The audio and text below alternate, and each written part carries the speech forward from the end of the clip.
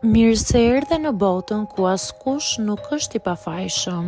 Sekrete shqiptare, vendi ku rrëfimet më të thella, më të ndaluara dhe më të pathëna të shqiptarëve marrin zë. Na bëni subscribe për histori të ndryshme.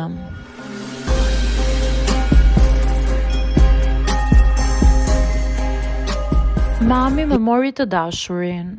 Qysh fëmijë, unë dhe mami kishim një marrëdhënie të çuditshme. Ajo ishte gjithmonë shumë e bukur, shumë e veshur dhe në qendër të vëmendjes. Unë rritesha gjithmonë nën hijen e saj. Ajo e kishte të vështirë të pranonte që po plakej dhe gjithmonë konkuronte me mua që isha vajza e saj e vetme. Por kurrë nuk e imagjinoja se një ditë ajo do të bëj arsyeja pse do të më coptoj komplet zemra. Unë quhem Albana, 28 vjeçe dhe kjo është historia që nuk kam guxuar kurrë ta tregoj. Kur u njoha me Donin, isha 24 vjeçe. Ai ishte i sjellshëm, me humor, i butë, krejt e kundërta e djemve që më kishin vrarë besimin më parë. Mendova se më në fund jeta po më buzëqeshte.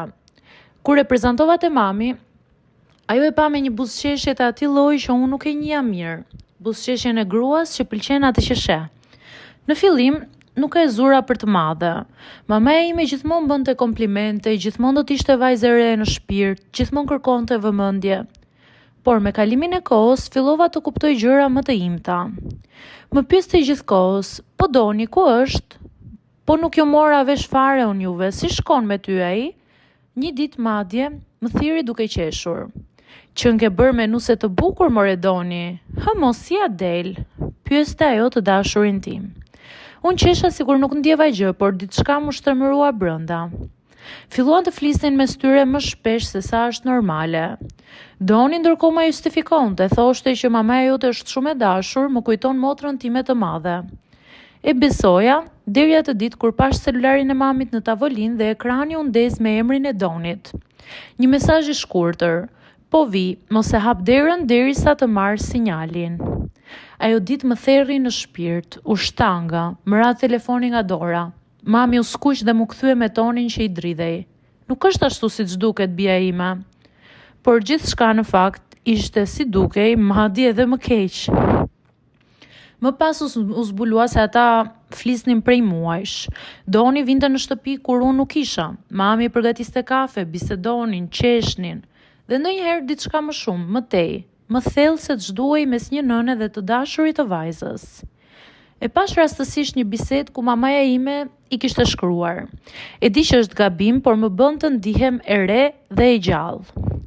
Aty u thye diçka brenda meje që nuk është të ribër akoma edhe në moshën që jam sot. Doni nuk më kërkoi falje, mami jo.